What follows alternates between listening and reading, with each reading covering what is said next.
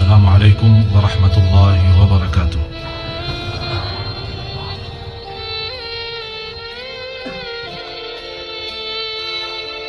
Alhamdulillahi rabbil alamin. Wa ashhadu an la ilaha illallah wahdahu la sharika lahu waliyus salihin. Wa ashhadu anna sayyidana wa nabiyyana Muhammadan abdullahi wa rasuluhu sadiqul amin. Allahumma salli wa sallim wa barik ala sayyidina Muhammad wa ala alihi wa sahbihi wa man tabi'ahum bi ihsanin ila yaumiddin. Subhanaka la ilma lana illa ma 'allamtana innaka antal alimul hakim.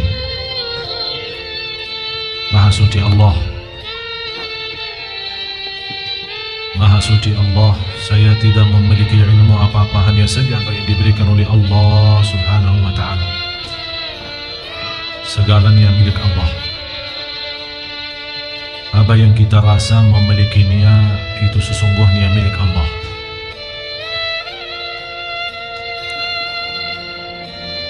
Bapak Ibu jamaah Masjid Agung Sunda Kelapa yang dimuliakan dan diberkahi Allah Subhanahu wa taala, yang saya banggakan, yang saya cintai, istri saya hadir di sini beserta adiknya, adik istri saya, bersama anak saya juga, Ustadz yang insyaallah Syekh Hasan ada juga, Al-Hasan ibn Ali. Ada juga adik saya di sini, adik kandung saya, Syekh Hussein hadir di sini. Mohon berdiri Syekh Hussein. Biar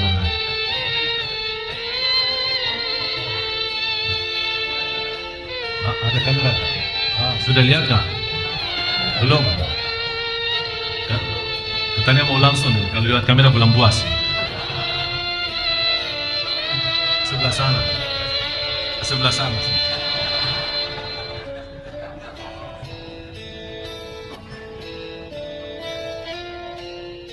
Kami doakan biar cepat dapat jodoh.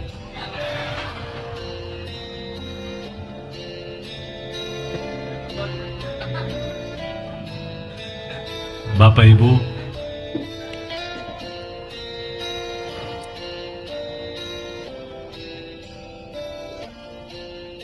doanya buat dia, bukan buat saya. Kalau saya alhamdulillah ada istri saya di sini. Terima kasih Bapak Ibu kehadirannya.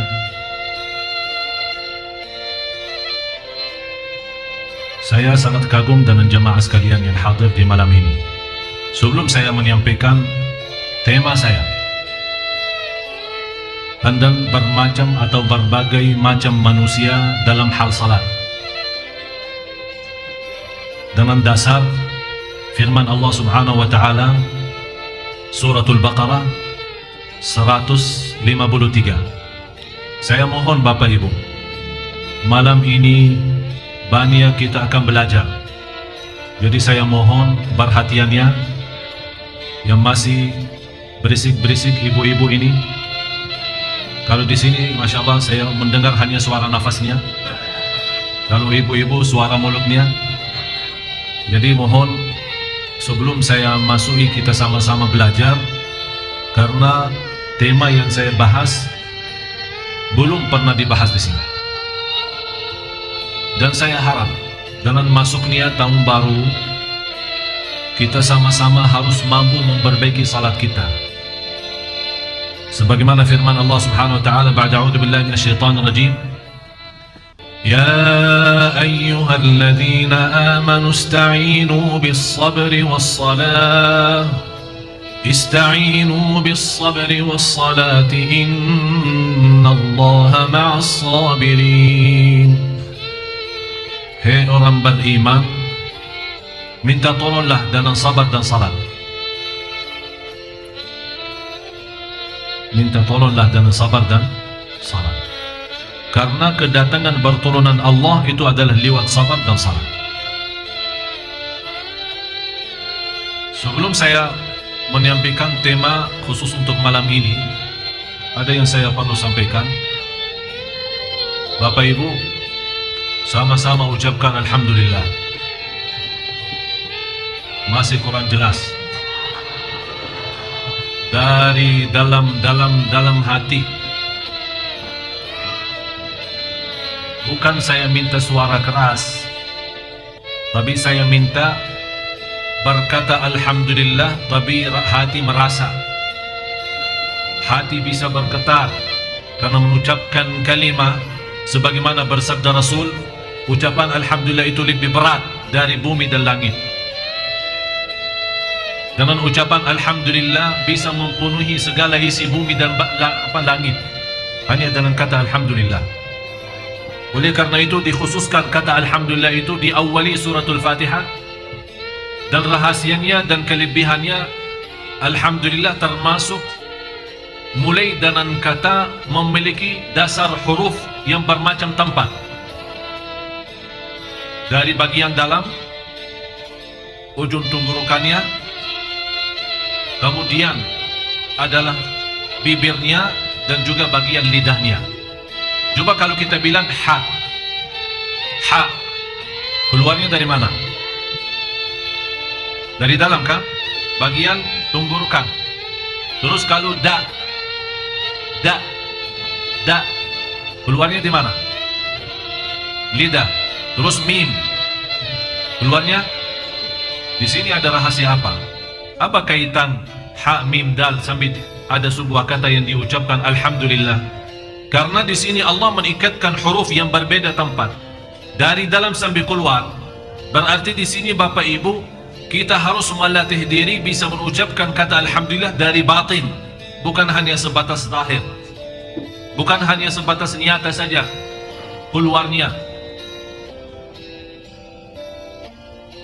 Dan dalam kesempatan ini saya khususkan menjadi tema bahasan saya untuk besok jam 1 siang, sekalian acara syukuran meresmikan majlis ta'lim yang insyaAllah diadakan di Rawamangun. Saya undang semua yang hadir, yang tak punya tempat berdiri di luar, tidak masalah, berdirilah insyaAllah sampai selesai acara. Yang berkenan hadir, insyaAllah besok habis zuhur jam 1 siang kita adakan peresmian majlis ta'lim, yang insyaAllah saya akan bahas khusus perlengkapan dan menyempurnakan syukur lewat 5 hal. Kalau salah satu dari 5 hal kurang, berarti kita belum bisa mensyukuri nikmat.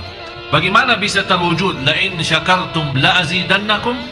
Harus mempenuhi 5 hal, 5 perkara dalam hal syukur, baru kita bisa menjadi hamba Allah yang bersyukur. Afala akunu abdan syakura, sebagaimana ucapan Rasulullah, aku mau jadi hamba Allah yang bersyukur. Bapak Ibu, alasannya saya meminta Bapak Ibu untuk mengucapkan alhamdulillah karena Anda Bapak Ibu bisa duduk di masjid di malam yang tersebar maksiat, di malam kefasikan, di malam berbuat kezaliman, di malam orang muslim banyak yang tidak tahu diri, orang muslim yang mengakui dirinya muslim tapi dia tidak tahu diri, malah dia terjumus melakukan hal-hal yang tidak berbeda dengan orang non-muslim. Inilah malam yang dinamakan malam tahun baru, yang juga kita lihat pemuda-pemuda dan di mana-mana orang Islam lebih banyak yang merayakan daripada merayakan dengan syukur, merayakan dengan ibadah, merayakan dengan munajat kepada Allah agar memberikan tahun ke depan lebih baik. Ternyata mereka merayakan hal-hal malah membuat minta tahun baru yang lebih baik. Bagaimana Allah berikan tahun lebih baik? Dimulai malamnya dengan maksiat dan dosa. Bagaimana Allah kasih yang terbaik? Seperti ada orang membuat akad nikah di masjid, ijab kabul di masjid, saksinya di masjid, khutbah nikah di masjid, dihadiri keluarga di masjid. Sebagian besar dari keluarga malah masuk masjid tanpa jilbab. Sebagian dari keluarga malah kelihatan pahanya, malah kelihatan auratnya, dan minta habis itu didoakan semoga diberkahi rumah tangga. Mana selepas ijab kabul, selepas doa pernikahan, selepas bubar mereka, didengar azan zuhurnya tidak salat di masjid. malah ditunda. Minta rumah tangga sakinah mawaddah rahmah. Bagaimana bisa sakinah mawaddah rahmah? Dimulai langkah pertama saat ijab kabul tidak bersyukur kepada Allah dan tidak melaksanakan ibadah. Inilah budaya Indonesia yang tidak disadari. Tanpa kita sadar, masuk kerusakan dalam rumah tangga, masalah dalam rumah tangga, kehilangan rasa tenang dalam rumah tangga. Kita langsung suuzan, pasti ini gara-gara suami, pasti ini gara-gara istri. Tapi ternyata gara-gara mereka berdua, karena dimulai harinya dengan ijab kabul, bukan dengan pimpinan Allah lewat salat berjamaah. Padahal ijab kabul di masjid. Mana yang lebih dahsyat, saya kenal satu orang, dia menceritakan kepada saya nikah di masjid, ijab kabul di masjid. Tapi saya jujur saja Ustaz, saya tidak pernah masuk masjid kecuali pas ijab kabul nikahan saya. Habis itu, ya Allah, rumah tangga sakinah mawaddah warahmatullahi wabarakatuh.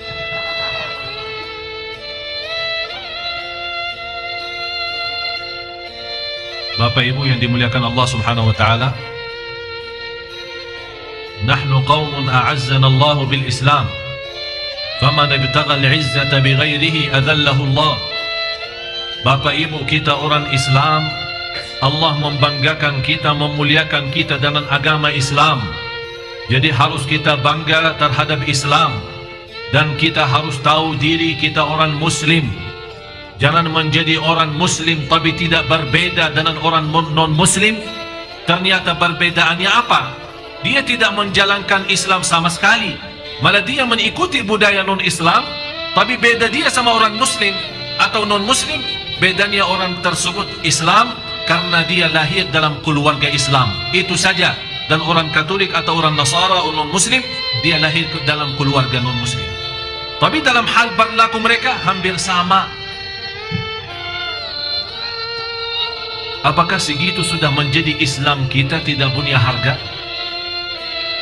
Dan barang siapa yang ingin mendapatkan ketenangan daripada Islam, yang ingin diberikan oleh Allah segala kebahagiaan daripada Islam, yang dia mengharap bisa menjadi mulia di luar agama Islam, tunggulah kehinaan, tunggulah sengsara, tunggulah tersesat sampai dapat murka Allah. Na'udzubillah min zalik. Bapak Ibu, Anda orang Islam?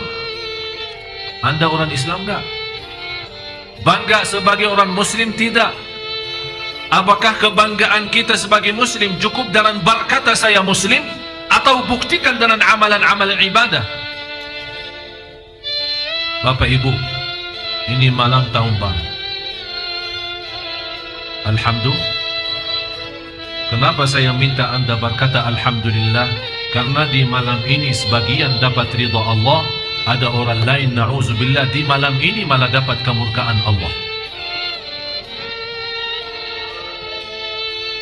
Di malam ini orang buat kufur, di malam ini orang berbuat kezaliman, di malam ini orang masuk dalam golongan munafik, dia belum tahu diri.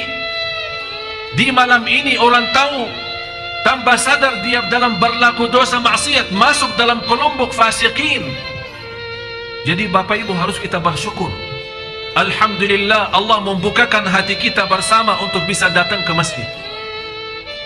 Malah saya heran orang-orang yang menyebarkan berita salat di malam tahun baru itu bid'ah, kumpul di majlis malam tahun baru itu bid'ah, i'tikaf di malam tahun baru bid'ah. Mana yang lebih baik? Kita berdiri di bundaran HI sambil pemerintah membantu menutupi supaya suasana lebih layak dan enak. Enak apa? Enak kemurkaan Allah, enak dapat siksa Allah. Saya hanya berdoa, ya Allah, jangan menghukumkan kami yang sedang di masjid bermunajat kepadamu gara-gara dosa orang-orang yang di HI. Ya Allah, aku mohon diselamatkan Bapak Ibu yang tinggalkan urusannya, tinggalkan hubu dunia, tinggalkan hawa nafsunya, datang hanya mau ingin mendapatkan ridha Allah dan berdoa di malam ini supaya tahun 2013 menjadi lebih baik dalam segala hal, supaya Allah selamatkan kita walaupun di antara sahabat, kawan dan yang lain-lain berdosa dan maksiat. Mudah-mudahan kita tidak termasuk berbuat salah seperti mereka. Dan kita doakan mereka, ya Allah berikan hidayah, ya Allah berikan petunjuk. Yang ada niat mau ke HI ke sana, ya Allah balik hati niat datang ke masjid.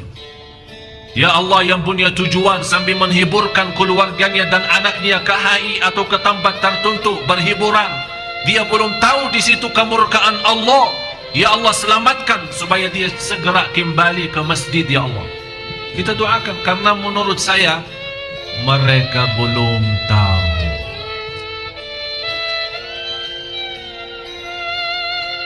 Mudah-mudahan malam ini HI itu kosong, gak ada orang ke sana.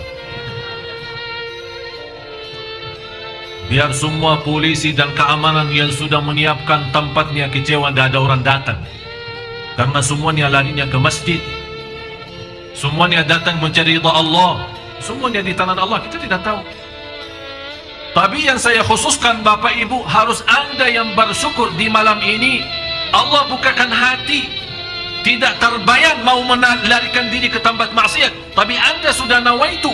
Dan saya yakin di antara Bapak Ibu yang sudah sebelumnya bermalam-malam jauh hari sudah nawaitu menyiapkan tempat, mengajak keluarga dan anak untuk mendapatkan ridha Allah Subhanahu wa taala. Karena kita tidak tahu di antara mana ibadah yang Allah rahasiakan ridha. Kalau di dalam ibadah yang kita usahakan semaksimal mungkin, bisa jadi dapat ridha Allah lewat ibadah tertentu. Kalau sudah kita mendapatkan ridha Allah, beres dunia akhirat. Mudah-mudahan saya mohon kepada Allah Subhanahu wa taala dengan nama Allah yang agung dan mulia, dengan asmaul husna was sifatul ula, mudah-mudahan Bapak Ibu semua yang hadir di malam ini, mudah-mudahan tidak pulang ke rumahnya sambil membawa ridha Allah Subhanahu wa taala. Semuanya masing-masing mudah-mudahan malam ini merasakan kebahagiaan ridha Allah, merasakan keindahan ridha Allah, merasakan kemanisnya ridha Allah Subhanahu wa taala. Irji'i ila rabbiki radiyatan mardiyah. Alhamdulillah. Ya ayyuhalladzina amanu ista'inu bis sabri was salah. Innallaha ma'as sabirin.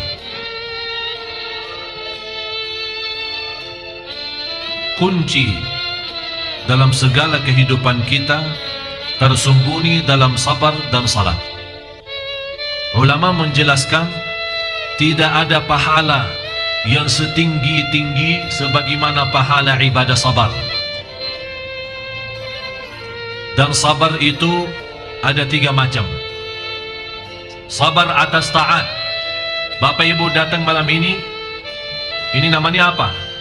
Taat, berjuang. Bapak Ibu harap apa? Apa yang diharapkan Bapak Ibu malam ini? Hah? Foto. Saya dengar foto katanya. Ridha.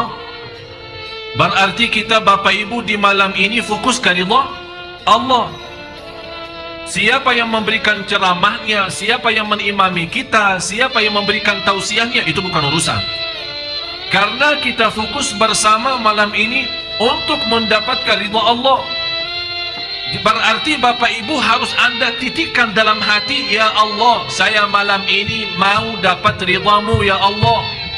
Saya ingin malam ini pulang ke rumahnya besok subuh saya sudah membawa ridhamu ya Allah. Saya ingin ya Allah dengan ridhamu ya Allah malam ini saya bisa menjadi bahagia sepanjang sisa umur saya. Itu yang ditanamkan dalam hati.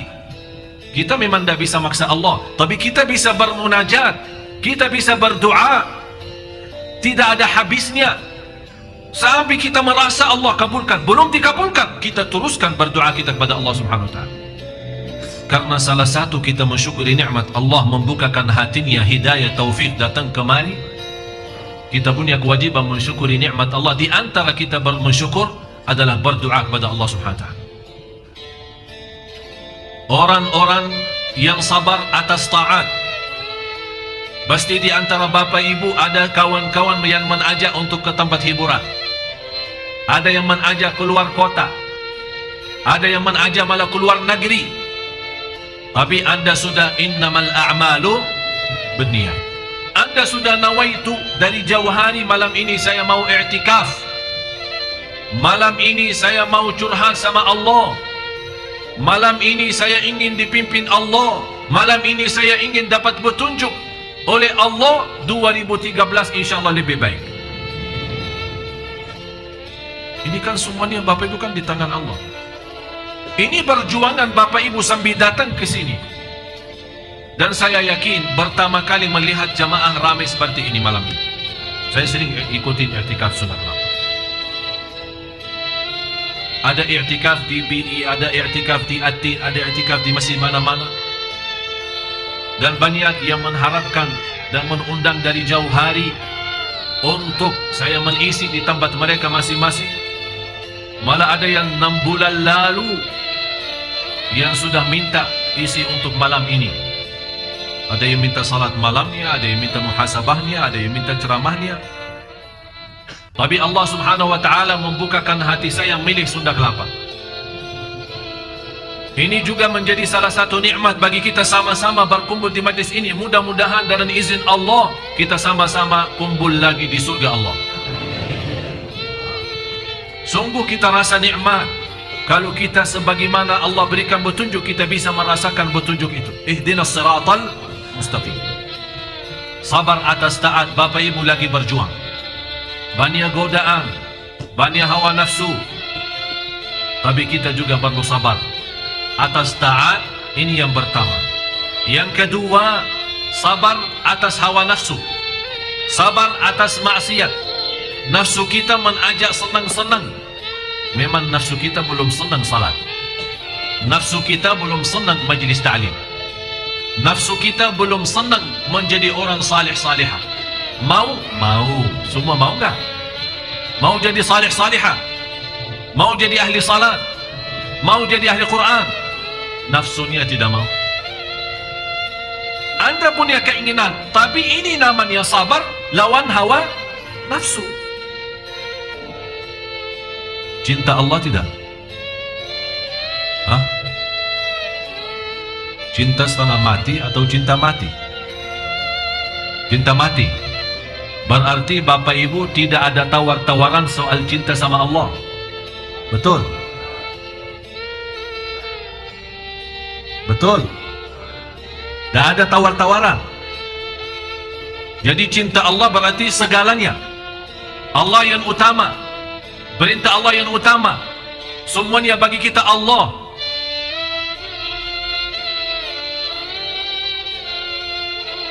Udahlah, jawab sendiri masing-masing. Jawab sendiri yang sejujur-jujurnya.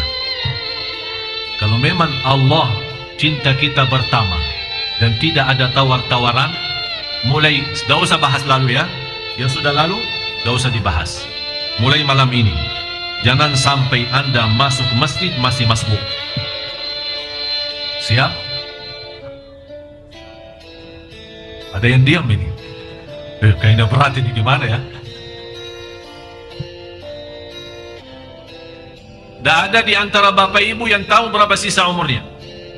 Tapi dalam sisa umur kita berapapun sedikit atau banyak, insya Allah 2013 Allah akan melihat kita selalu bertakbiratul ihram bersama imam. Siap?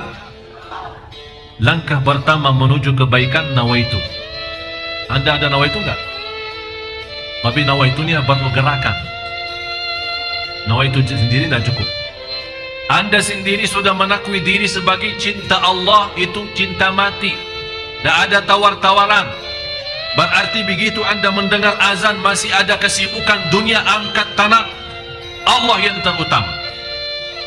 Lagi di pinggir jalan, jangan bagi alasan macet, jangan bagi alasan apa saja.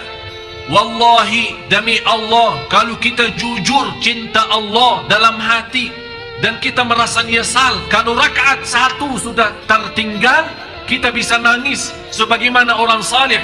Bukan dia nangis sepanjang malam karena ketinggalan satu rakaat.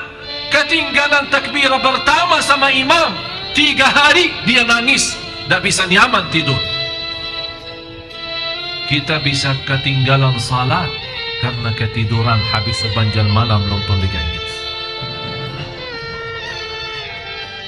Ya Allah, Bapak Ibu, tolong kita sama-sama perbaiki diri. Sabar atas hawa nafsu. Inilah perjuangan. Nafsu kita tidak mau selain jadi masbuk. Nafsu kita tidak mau di saf pertama. Yang saya heran, apalagi Jumat, orang datang mengharap mendekati khatib supaya dapat pahala mendekati khatib, dan saf pertama didoakan oleh malaikat. Datang masjid masih kosong, duduk di ujung sana belakang. Heran saya. Malah ada orang yang datang belakangan, dia fikir masjidnya sudah penuh, sudah terisi. Kok lihat di belakang saf sudah tersusun dan rapi. Tapi begitu kalau dia orangnya tinggi, kayak orang Arab ya, lihat ke depan, oh kosong sih. Jadi bukan masalahnya salah kita tidak melihat ke depan, karena mungkin kita kondisi tidak terlalu tinggi lah. Jadi lain kali Bapak Ibu kalau masuk masjid pas hari Jumat, Anda melihat masjidnya di saf belakang lagi sudah terisi, jangan Anda berpikir masih sudah penuh, tinggal Anda loncat-loncat aja, lihat dalam pandangan mata sejauh, oh ternyata kosong di dalam, tinggal minta maju. Dan ini juga tugas para khatib.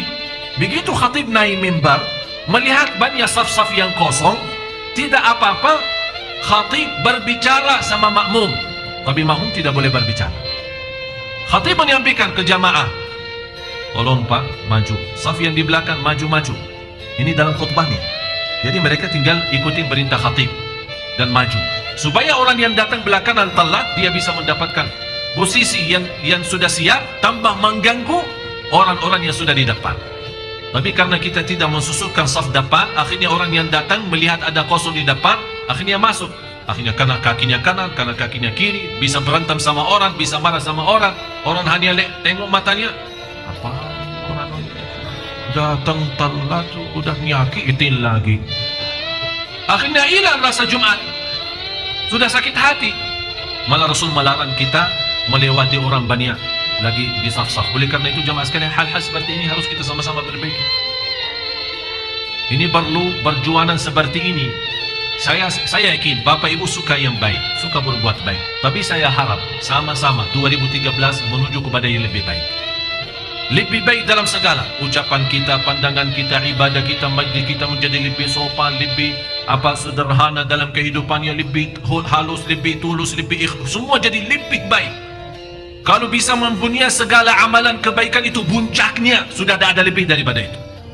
Jangan melihat orang tunjukkan dia lebih baik, dan jangan Anda kalah sama orang lain, sama-sama baik. Anda berusaha, wa fi dzalika falyatanafasil mutanafisun, sama-sama berlomba-lomba untuk mendapat yang lebih baik di sisi Allah Subhanahu wa taala. Sabar yang ketiga atas ujian dan takdir. Ini sabar ujian takdir itu perlu bahasan sendiri. Dan di sini bukan bahasan saya soal sabar, titiknya apa, tapi ujung bahasan saya ini mau masuk kepada perintah yang kedua, ista'inu bis sabri was salah. Suratul Baqarah ayat 153. Salah ini, ada orang salah tapi Allah tidak terima.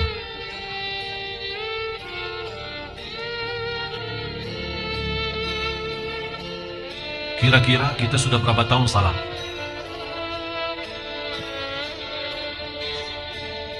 Siapa yang sudah merasa salatnya sudah mantap?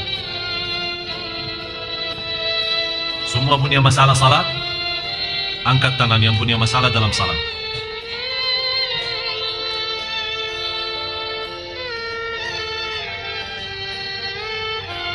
Rasulullah sallallahu alaihi wasallam bersabda, "Man shalla 40 yawman la tafutuhu takbiratul ihram, kutibat lahu bara'atun minan nifaq wa bara'atun minan nar."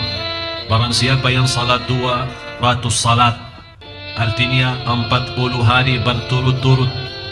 40 hari, bukan 40 salat. beda hadisnya. 40 salat pas umrah kan ada hadisnya 40. Jemaah Indonesia yang bilang 40. Tahu 40? Maksudnya 40 salat 8 hari. Tapi kalau ini hadisnya beda. Hadis diriwayatkan Imam Tirmizi. Barang siapa yang salat selama 40 hari, 40 kali 5 waktu salat berapa? 200 berturut-turut, tidak pernah tertinggal takbiratul ihram. La tafutuhu takbiratul ihram, tidak pernah tertinggal takbiratul ihram, akan dapat 2 kebebasan. Bebas dari munafik, yang kedua bebas dari neraka jahanam. Bapak Ibu, demi Allah, demi Allah, demi Allah, orang munafik tidak bisa melaksanakan hal ini. Orang munafik biarpun dia salat, Allah sudah jelaskan orang munafik pun salat, orang munafik baca Quran, orang munafik zikir. Tapi beda orang munafik sama orang mukmin apa? Orang munafik kalau salat, salatnya malas. Orang mukmin kalau salat, salatnya semangat dan cinta. Orang munafik berzikir tapi sedikit. Orang mukmin berzikir tapi banyak sekali, tidak ada batasnya. Itu beda.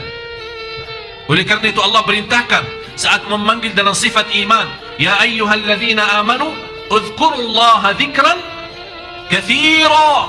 Hei orang beriman, berzikirlah kepada Allah sebanyak-banyaknya. Demi Allah, orang munafik tidak bisa banyak zikir. Orang munafik tidak bisa salat kecuali malas, apalagi mau jaga takbirah pertama. Oleh karena itu Bapak Ibu, kalau anda mau tahu diri mukmin atau munafik, periksa bagaimana respon anda dalam hal takbirah pertama. Kalau anda sudah termasuk selama ini, alhamdulillah, tidak pernah masbuk dan tidak pernah lewat takbirah ihram, alhamdulillah, jaga sampai akhir hayat. Kalau anda merasa ada kemacetan karena penyakitnya tinggal takbirah ihram, ada titik-titik hitam munafik dalam hati, segera perbaiki. Kemunafikan tidak bisa diobati di rumah sakit. Tidak ada resep obat. Resep obat menghilangkan kemunafikan dalam hati adalah jaga salat dengan takbirah ihram. Faham takbirah ihram tak? Jadi imam Allahu Akbar, kita Allahu Akbar.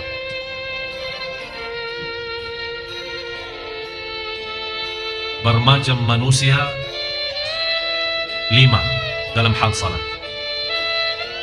Saya minta Bapak Ibu perhatian. Kira-kira kita di antara yang mana dalam 5 golongan dalam hal salat? Yang pertama, orang salat tapi disiksa oleh Allah.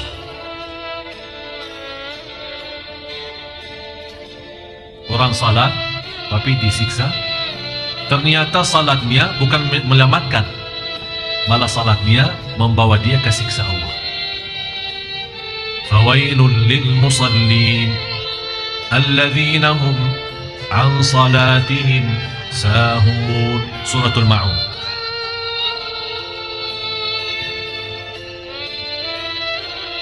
Surah 107 ayat 4 sama 5. Saya begitu membaca ayat ini, sebenarnya saya bersyukur, walaupun ada rasa takut. Bersyukur kenapa? Karena di sini Allah sebutkan alladzina hum an salatihim sahun, bukan fi salatihim sahun. Iman beda jauh. Kalau Allah bawakan fi, fawailul lil musallin alladzina hum fi salatihim sahun, berarti kita semua termasuk saya masuk dalam ancaman ini. Maksudnya apa fi? Alladzina hum fi salatihim sahun, yang lalai dalam salat akan disiksa oleh Allah. Pertanyaan saya, kita lalai dalam salat enggak? Sering. Ini ibu-ibu bilang sering. Tapi alhamdulillah Allah tidak bawakan fee, karena Allah tahu manusia. Tapi Allah bawakan an salatihim. Abdullah bin Abbas radhiyallahu anhuma menjelaskan tafsirnya ini, an, apa bedaan sama fi itu. Ternyata kata beliau, alladzina hum an salatihim sahun, adalah salat orang munafik yang suka nunda-nunda salat. Begitu sudah mendekati habis waktu, dia kaget, ya Allah, mau habis waktunya, segera dan cepat ambil wudu dan segera dan cepat selesai salatnya supaya tidak habis waktu. Intinya salat tanpa rasa apa-apa. Allahu Akbar, Assalamualaikum warahmatullahi. Yang dia sadari Allahu Akbar sama salam, di antaranya tidak ada, nol. Dan banyak yang seperti ini. Saya lihat banyak masuk ke masjid hampir jam 6, berarti sebentar lagi maghrib ya. Ternyata dia belum asar. Begitu dia masuk ke masjid, saya perhatiin, saya pikir pertama baik sangka, harus baik sangka. Begitu dia salat, saya sambil pandangan saya, ini salat apaan? Jangan-jangan lagi olahraga tapi salah tempat. Begitu dia salat, Allahu Akbar, belum lama ya, belum lama sudah rukuk, sudah sujud. Begitu dia mau tahiyat pertama, saya pikir tahiyatul masjid, dia bangun lagi salat 2 rakaat. Jadi teruskan 4 baru salam. Tidak lebih dari 2 menit, 4 rakaat. Habis itu dia angkat tangan. Dan saya begitu dekatin, saya tegur beliau, maaf, nanti berdoa apa? Ya Allah, terimalah salat anak.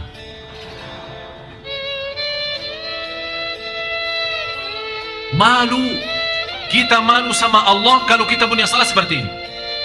Kata Imam Ibnu Qayyim rahimahullah, kalau anda belum bisa salat yang cocok bagi Allah, carilah Tuhan yang lain yang sesuai salat kita. Betul kata Imam Ibnu Qayyim. Ini berkata Imam Qayyim 400-600 tahun lalu dia ngomong seperti ini. Kalau anda belum bisa fantas salat yang fantas, yang cocok bagi Allah, cobalah cari Tuhan lain yang cocok dengan salatnya. Yang kita salat sekarang tidak sesuai untuk Allah ini. Ini bukan untuk Allah. Itu yang dinamakan Rasulullah SAW, yang orang-orang yang bergerak dengan cepat untuk selesaikan salat karena takut habis waktu. Itulah kata Rasulullah, tilka salatul munafik. Begitulah salat orang munafik. Begitulah salat orang munafik. Begitulah salat orang munafik. Nauzubillah. Subhanallah Bapak Ibu, saya mendapatkan pelajaran, kalau kita salat tepat waktu bersama imam, jamaah di masjid, tenang. Saya pernah terjumus di jalan perjalanan, kemudian mepet pas asar, kemudian ada ceramah di satu tempat. Saya punya pikiran, udahlah ke sana aja sekalian, nanti salat di sana. Dalam perjalanan, demi Allah Bapak Ibu tidak tenang, sampai ke tempat dan salat habis. Saya selesai, memang sudah maghrib dekat, tapi begitu saya salat, saya sadar saya tidak salat. Baru sadar saya tidak salat, dan saya minta maaf ya Allah, inilah salat saya seperti ini, saya tidak pantas menjadi hamba-Mu ya Allah kalau memang salat kita seperti ini. Tapi ternyata salat tepat waktu di masjid berjamaah, subhanallah, kita sepertinya mengangkat gunung yang besar di atas kepala kita. Sudah mendapatkan ketenangan yang luar biasa dan menyelesaikan kewajiban kita terhadap Allah. Baru kita pantas berkata, ya Allah, terimalah doa dan salat kami. Sudah jelas yang pertama, orang salat tapi disiksa. Apa artinya fawailul lil musallin? Artinya? Kalau di dalam bahasa Indonesia, artinya celaka bagi orang salat. Dalam bahasa Arab, wail, satu kampung di dalam neraka. Istilah lain, satu desa. Tahu desa? Satu kecamatan ya, di dalam api neraka sendiri. Kepala kampungnya ada juga. Di sana ada kepala kampung, kepala desa, Fir'aun. wakil kepala Haman. Ada juga orang yang terkenal di sana, Qarun. Ini mereka ditempatkan di sana. Tempat itu khususan VIP. Untuk siapa? Fawailun lil musallin alladzina hum an salatihim sahun. Neraka jahanam yang saya kaget waktu saya membaca satu hadis, saya heran. Neraka jahanam sendiri berlindung kepada Allah dari ancaman wail sendiri. Padahal wail di mana? Di dalam neraka. Panasnya 7 kali lipat daripada api neraka sendiri. Ini ruang VIP. Ini bagi orang salat yang sahun, yang sebagaimana saya jelasin sifatnya. Bapak Ibu, bagaimana orang muslim tapi tidak salat? Kalau orang yang salat tapi salatnya ya selalu tidak tepat waktu, suka gabungkan tanpa alasan, sebentar mau habis ini masuk ke ini, ketiduran salat subuhnya, tapi dia tetap jaga.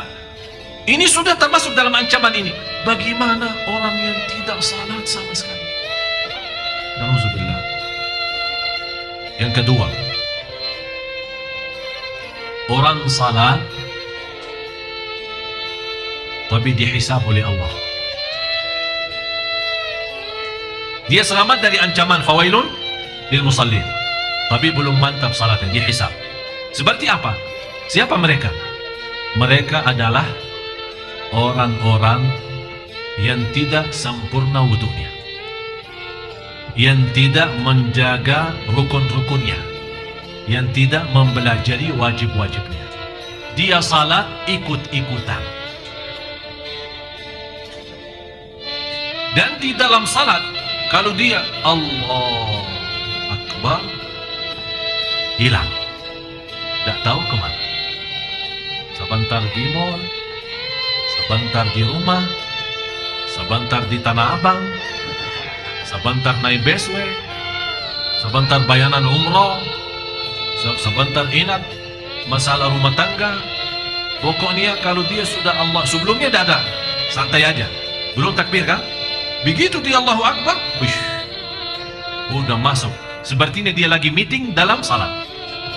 Semua masalah dia mau selesaikan dalam salat. Belanja di Tanah Abang, urusin belanjaan istrinya, fikirin jemputan anaknya, semuanya dalam salat. Begitu dia selesai, ditanya, apa yang dibaca imam tadi? Hah? Imamnya? Sebenarnya saya sudah dengar bacaannya, tapi saya belum Quran hafal. Jadi ayatnya saya Quran, tapi saya tahu itu Quran. Ya memang Quran, masa dia mau baca? Ya jelas dia baca Quran, masa dia mau baca selain Quran? Tidak, maksud saya bertanya, Pak, Anda perhatiin bacaan imam apa? Rakaat pertama, ya udah begini aja. Rakaat pertama baca apa? Rakaat kedua baca apa? Bisa tahu nggak? Bisa ingat nggak? Satu ayat, satu apa saja? Sebenarnya saya jujur saja Ustaz, saya kurang hafal. Ya, saya sepertinya pernah mendengar ayat ini, pernah, tapi kok hilang gitu. Terus dia tanya kembali, maaf Ustaz, imam baca tadi apa? Saya bilang rakaat pertama, qul ya ayyuhal kafirun. Rakaat yang kedua, qul huwallahu ahad. Masa sih?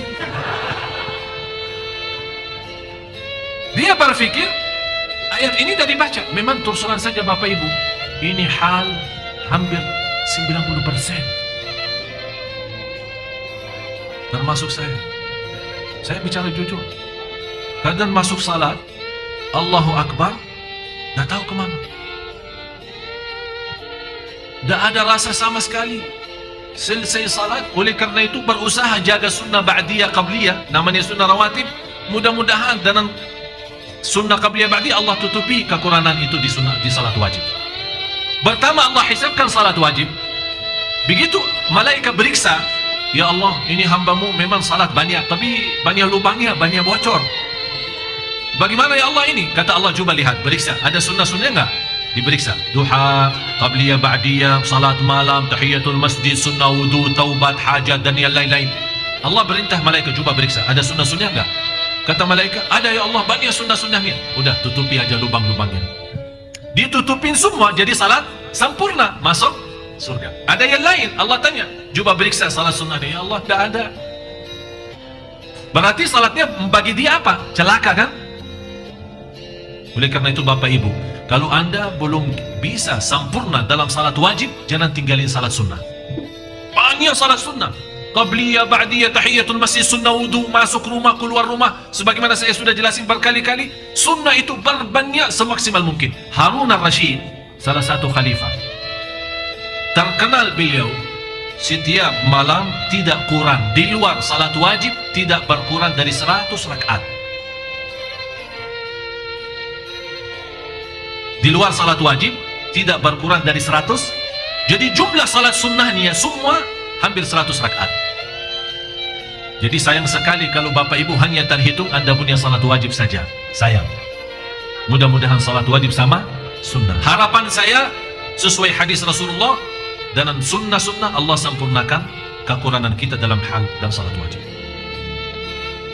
Tapi seperti ini, yang tidak sempurna wudu, yang tidak sempurna rukun dan wajib, akan dihisab oleh Allah. Mulai malam tahun baru, kita harusnya muhasabah Bapak Ibu. Barang siapa yang suka muhasabah diri, akan Allah ringankan hisabnya nanti di hari kiamat.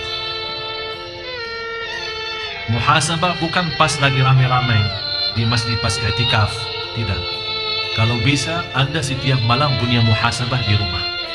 Begitu Anda mau tidur, tes, periksa. Begitu Anda sudah muhasabah, segera ambil wudu, salat 2 rakaat dan tidur. Kalau seandainya memang malam itu yang terakhir bagi kita di dunia ini, alhamdulillah sudah muhasabah dan sudah salat sebelum tidur. Insyaallah husnul. Apalagi kalau menjaga wudu pas tidur.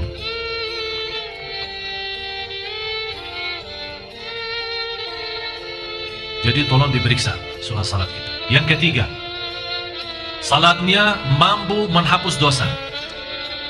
Sekarang Bapak Ibu harus pahami dalam 5 golongan ini, tidak semua salat bisa dapat pahala. Harus pahami itu ya. Tidak semua salat Anda bisa dapat pahala. Tidak semua salat Anda bisa mendapatkan ampunan. Tidak semua salat Anda bisa dihisab, dan tidak semua salat Anda bisa disiksa. Jadi semua ada apa?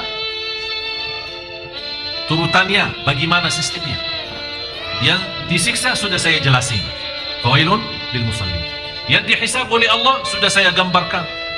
Orang yang dia berusaha jaga wudu, tapi begitu dia masuk salat, malah saya pernah masuk masjid, di samping saya ada orang salat tahiyatul masjid ini. Allah, dia hampir sama saya. Allah. Tapi dia suaranya agak kencang sedikit, jadi saya bisa dengar suaranya. Begitu dia habis Allahu Akbar, saya kaget. Habis itu dia lepasin tangannya. Sepertinya saya bilang, saya dalam hati saya pas lagi salat, alhamdulillah sudah sadar. Dia sudah sadar, pas takbirah ihram, dia lupa, dia lagi berdiri, dia fikir tahiyat. Dia mengganti doa iftitah jadi tahiyat. Tapi ternyata Bapak Ibu, pernah satu hari terjadi sama saya peristiwa yang sama. Allahu Akbar, tahiyatut thayyibat. Langsung pas saya ingat, sudah selesai tahiyat, sudah sampai asyhadu an la ilaha illallah wa asyhadu anna Muhammadan, baru saya ingat. Kalau orang itu yang tadi ternyata lebih baik, ingat cepatan. Tahiyatut thayyibat sudah baru ingat. Kalau saya sudah selesai tahiyat baru ingat. Ternyata itu juga penaruhnya dosa.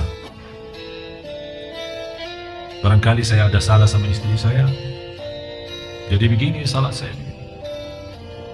Tapi subhanallah, bahagia seorang yang bisa punya salat. Paling tidak ini yang ketiga, lewat salatnya bisa diampuni Allah dosanya. Seperti apa itu? Sempurna wudunya, sempurna rukun-rukun dan wajib. Begitu dia masuk salat, dia sibuk dalam salat lawan hawa nafsu dan syaitan. Syaitan was-was dari sebelah kiri, dari sebelah kanan, menggoda bermacam-macam. Sepertinya dia merasa, saya kuntut belum? Batal wudu belum. Banyak digoda oleh setan, tapi tetap dia berjuangkan. Tetap saya masih wudu, masih jaga wudu. Ini hanya was-was, ini bukan kontut, bukan suara, bukan bau, bukan apa-apa. Teruskan. Tapi hilang sebentar, datang sebentar. Hilang sebentar, datang sebentar. Dalam perjuangan ini, Allah tidak memberikan pahala salatnya karena belum sempurna. Tapi Allah berikan ampunan karena dia berjuang. Berjuang apa? Lawan was-was, lawan syaitan, lawan hawa nafsu, lawan fikiran. Dan salah satu Bapak Ibu yang membantu Anda bisa lawan was-was dan fikiran, pertama, saat Anda merasa was-was, kerasin suara bacaannya yang cukup untuk didengar oleh telinga sendiri. Anda merasa sekarang was-was ya, merasa hilang salatnya, kemana gitu, langsung Anda Bismillah, Alhamdulillah, Ar-Rahman, kerasin suara dan rasakan dalam kalbu. Dan jangan biasakan diri setiap Anda rasa was-was tutupi mata. Jangan menjadi hal itu biasa. Nanti lama-lama tidak bisa khusyuk kecuali tutup mata. Dan Rasul melarang kita lagi salat menutupi mata. Yang kedua, yang membantu kita bisa menghadirkan diri kita dalam salat, selain kerasin suara dalam bacaan, ganti-ganti ayat yang kita baca. Jangan qulhu mulu. Rakaat pertama qulhu, rakaat kedua qulhu, dan seterusnya qulhu sampai mati. Ini yang membuat kita apa? Tidak merasa nikmatnya salat, karena saat kita baca qulhu sebenarnya bukan kita yang baca, otak bawah sadar yang baca. Karena sering kita baca, otomatis sudah terekam di sini. Akhirnya dia keluar secara otomatis. Sudah paham? Jadi ganti, pas lagi salat Anda rasa was-was. Rakaat pertama ini ya, habis Al-Fatihah. Yasin wal Qur'anil Hakim. Hafal 2 ayat. Allah. Di rakaat yang kedua, lari kemana gitu. Idza waqa'atil waqi'ah, laysa liwaqa'atiha kadhibah. Lillahi ma fis samawati wa ma fil ard. Wa in tubdu ma fi anfusikum aw tukhfuhu hasib. Bukan dalam satu rakaatnya.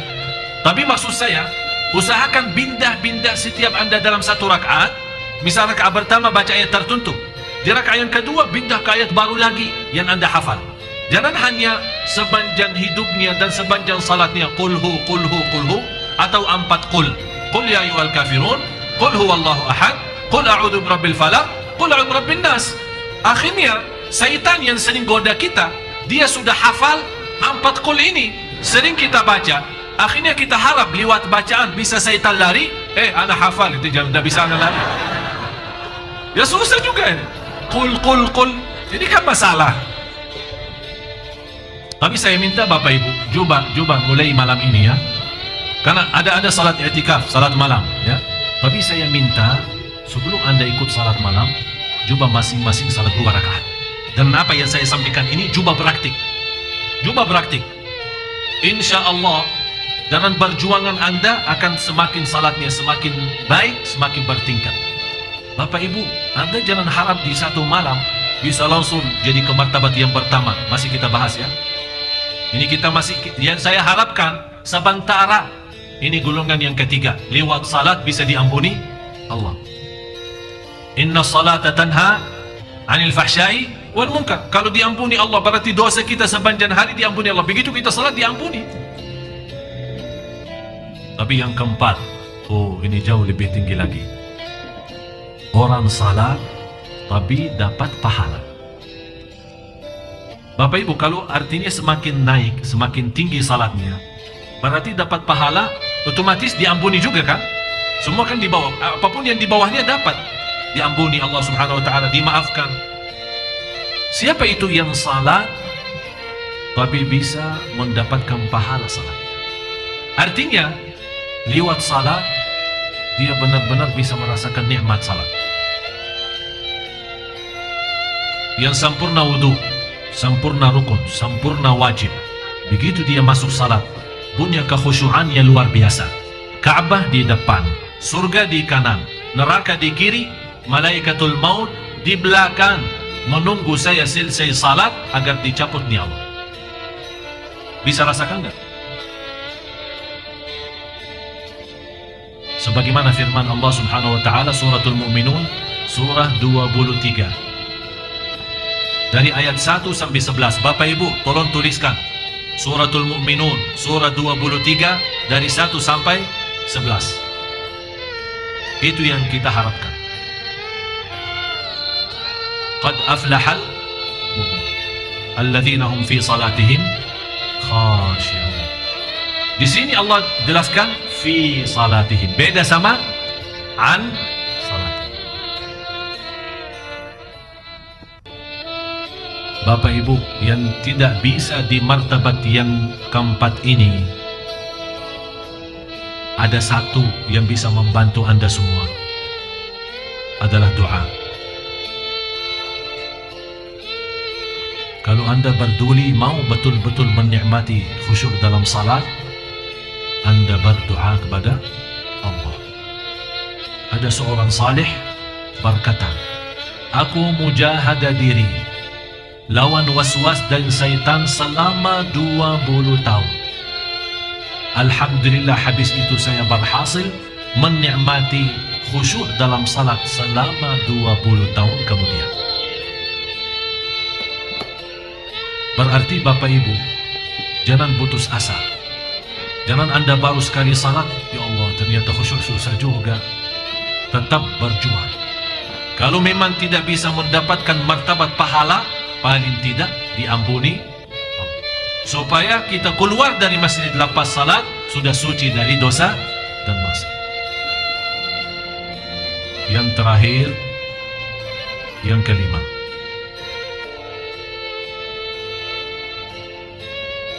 orang salat tapi dengan salatnya dia termasuk orang terdekat kepada Allah.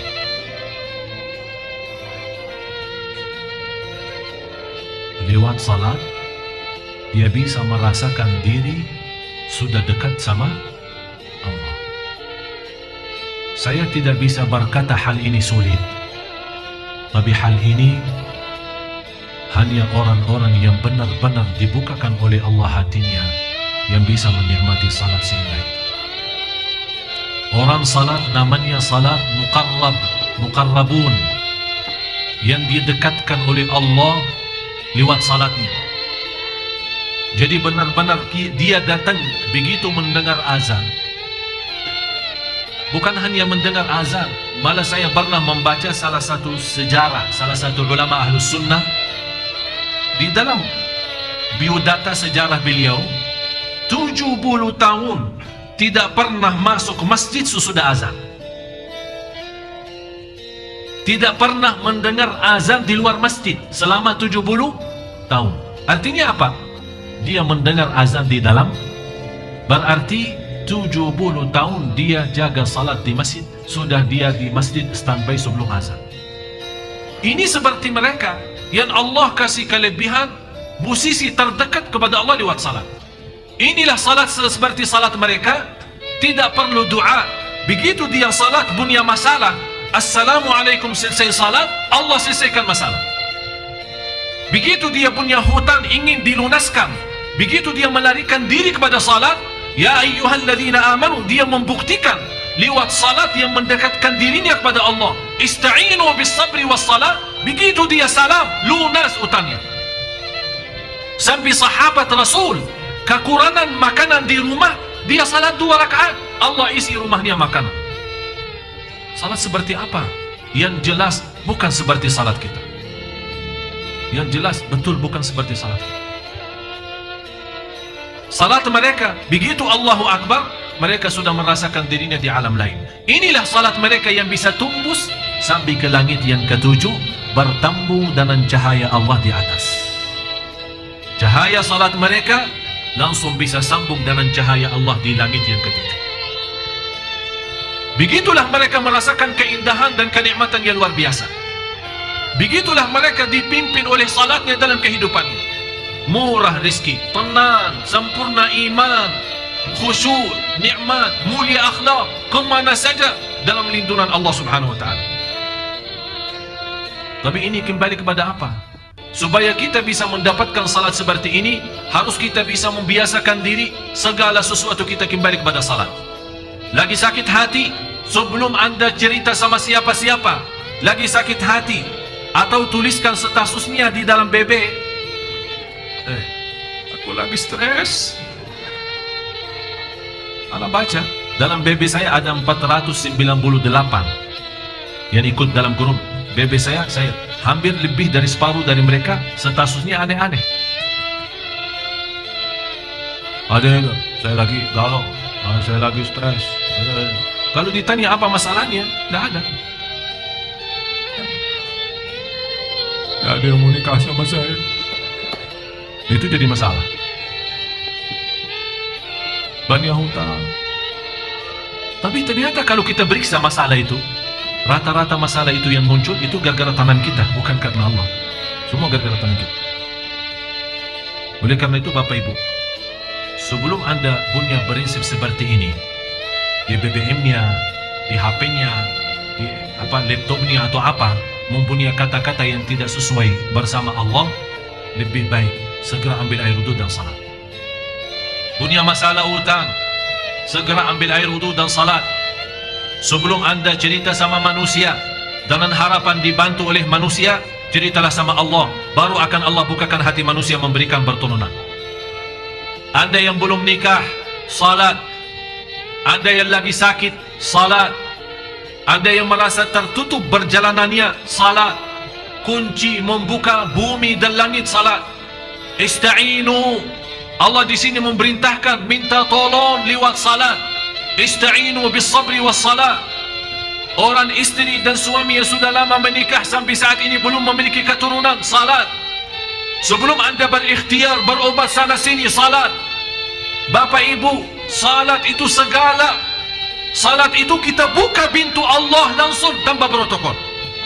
Kita berbicara sama Allah langsung, kontak sama Allah kita langsung. Ini Allah yang maha baik. Ada seorang ibu kemarin SMS panjang lebar, curhat sampai nangis, dan dia minta saya mau telepon siapa. Saya balas, mau telepon apa? Mau curhat. Sudah saya baca SMS-nya. Saya sendiri sudah ikut habis baca SMS-nya, ikut juga pusing kepala. Tapi ibu tidak usah telepon. Ibu itu curhat sampai dia menjelasin keadaannya. Sampai saya SMS ini lagi nangis. Sampai di sini sampai saya bisa terbayang seorang ibu yang lagi curhat, terbayang kondisinya dia lagi duduk sampai nangis-nangis. Dia sudah jelasin, saya lagi nangis. Sampai mau nangis darah, bukan air mata lagi. Begini SMS-nya. Saya bilang subhanallah, saya manusia biasa bisa terharu. Saya manusia biasa ikut pusing. Saya manusia biasa ingin bantu. Bu, saya balas SMS-nya. Curhat tidak beda jauh, sama dengan curhat ini. Sampai saya bisa nangis. Curhat sama Allah sana. Jauh Allah lebih baik. Allah maha mendengar, Allah maha melihat. Dan saya menceritakan satu. Ada seorang guru saya menceritakan peristiwa terjadi di depan mata guru saya. Dia masuk Masjidul Haram waktu umrah. Bertemu di hadapan Ka'bah ada seorang dari Yaman berdoa kepada Allah. Tapi yang menarik perhatian, guru saya tertarik perhatian dalam cara doa orang itu. Nangis, tangannya bancung sampai ke atas, seolah-olah dia mau megang langitnya, saking betul-betul lagi butuh dan perlu. Berdoa tidak ada habisnya. Orang kesana kemari tidak ada perhatian, hanya fokusnya ke doa. Guru saya melihat keadaan ini, oh ini kayaknya ada sesuatu nih. Saya duduk di belakang, berhati, doa terus sampai sepanjang waktu, tidak berhenti-berhenti. Dan nangisnya sampai didengar oleh guru saya doanya orang itu. Ya Allah, saya tidak akan berhenti berdoa dan tidak akan keluar dari Masjidul Haram ini sampai Engkau kabulkan. Ini sekarang selesai masalah saya. Betul-betul dia sudah lemparkan diri. Ya Allah, saya tidak bisa kemana-mana, dan saya tidak mau dan tidak akan keluar dari masjid ini, dan saya tidak akan turunkan tangan saya sampai Engkau kabulkan. Terus sampai nangisnya. Guru saya melihat, ini doanya kayaknya butuh banget, betul-betul lagi stres. Ini masalahnya. Ternyata Bapak Ibu, hikmah dari cobaan dan ujian, pas kita lagi di puncaknya stres, ya, pas doanya bagaimana? Pas doa bagaimana? Biasa aja atau luar biasa? Allah senang yang luar biasa tuh. Allah senang. Oh, ternyata hamba ini keluar doa yang tulus dan ikhlas pas cobaan. Oh, dah kasih cobaan. Kasih supaya doa keluar ini. Ternyata hikmah daripada cobaan, Allah mengeluarkan doa yang ikhlas. Ternyata pas dia doa, ada seorang, guru saya ini cerita. Dia bilang ada seorang lewat. Begitu lewat, balik lagi. Melihat orang itu lagi berdoa. Dia masukin tangannya dalam gantung bajunya. Terus lembar, ada uang banyak di lembar. Guru saya perhatiin ada uang banyak. Tapi ini orang masih berdoa. Sudah lupa segala. Dia hanya fikirannya kepada Allah. Subhanallah, sekian lama Allah sudah memberikan dia buas. Dia turunkan doa. Begitu dia turunkan tangannya ke bawah, terasa, ada apa ini? Uang. Langsung nangis dan doa lagi. Dia tidak berhenti berdoa sampai ada kedengaran azan. Guru saya perhatiin. Begitu dia bangun, mau bergerak, mau kemana? Langsung kata guru saya, ini ada ilmu ini. Langsung dia megang sama dia. Mau kemana nih? Sini, saya mau belajar sama antum. Ada apa sih? Ada masalah. Terus saya berdoa terus. Sudah Allah kasih hajatmu 3 kali lipat. Dikasih 3 kali lipat. Bapak Ibu, demi Allah, tidak ada yang lebih baik sama dari Allah. Cuman kita belum bisa berdoa. Masalah sama kita, bukan masalah sama Allah. Allah memiliki dunia dan segala isinya, semuanya milik Allah. Allah bisa dengan kekuasaannya dan perintah kun fayakun, semuanya manusia datang memberikan pertolongan. Semua manusia dan makhluk akan tuntut untuk membantu kita. Ini Allah. Jamaah sekalian, harus kita sadar, kita berhubungan sama Allah, salat karena Allah, bermunajat kepada Allah, bertawakkul ala Allah. Harus kita tahu Allah maha baik, Allah maha kasih sayang, Allah maha adil. Allah lebih kasih sayang daripada ibu kepada anaknya. Apakah anda terbayang bagaimana rasa kasih sayangnya ibu kepada anak? Terbayang gak? Tidak akan dia mampu istirahat belum istirahat anaknya. Belum dia mampu tenang kalau belum tenang anaknya. Belum dia bisa merasa kenyang kalau belum kenyang anaknya. Dia belum merasa nyaman kalau belum nyaman anaknya. Begitulah perjuangan ibu untuk anak. Ini semua tanda kasih sayangnya ibu kepada anak. Kata Rasulullah, Allah jauh lebih banyak kasih sayang kepada hamba dari ibu kepada anak. Cuman kita mohon maaf Bapak Ibu, belum bisa berdoa. Oleh karena itu, lewat salat yang kelima ini, yang terakhir, menjadi orang terdekat kepada Allah lewat salat. Siapa itu mereka? Dia bukan hanya sempurna wudu, bukan sempurna rukun dan wajib, bukan mulia khusyuknya. Dia sudah lebih dari batas khusyuk. Dia begitu salat, dia bisa merasakan kehadirat Allah di depan mata. Itu beda dia sama orang yang khusyuk. Dia bukan hanya mampu khusyuk, ini khusyuk sudah menjadi hal biasa bagi dia. Tapi dia sudah mampu lebih daripada khusyuk. Tumpus khusyuk adalah dia merasa kehadirat Allah di depan mata. Dan begitu Allahu Akbar, dia yakin Allah sedang melihat salatnya. Oleh karena itu dia malu. Selesai salat, Allah kecewa dengan salat. Sebagaimana Al-Hasan ibn Ali radhiyallahu anhu, begitu dia lagi ambil wudu dan dia nangis dan berubah mukanya seperti orang sakit. Ditegur sama muridnya, kenapa wahai Al-Hasan, engkau seperti ini? Kata beliau, anda kalian belum tahu saya menghadapi siapa dalam salat. Jadi dia dalam wudunya, dia sudah merasakan kehadirat Allah. Dalam wudu, dia sudah menikmati keindahan dan keagungan Allah. Begitu dia selesai salat, Allah penuhi dalam tumbuh badannya kekhusyuan. Begitu dia masuk salat, sudah masuk di alam lain. Itulah berkata, sebagaimana ada seorang Ahlus Sunnah wal Jamaah, Al-Imam Abu Muslim, kalau dia masuk dalam salat di dalam rumah, kata istri dan anaknya, berani anak-anak bermain-main di dalam rumah sambil teriak-teriak kalau dia pas lagi salat. Karena beliau kalau salat, dia tidak bisa mendengar bisikan apa-apa, karena dia sudah di alam lain. Inilah salat yang kita cari. Itulah salat yang kita inginkan dan harapkan. Dan salat seperti ini tidak akan bisa terwujud kecuali dengan menanamkan rasa cinta masjid.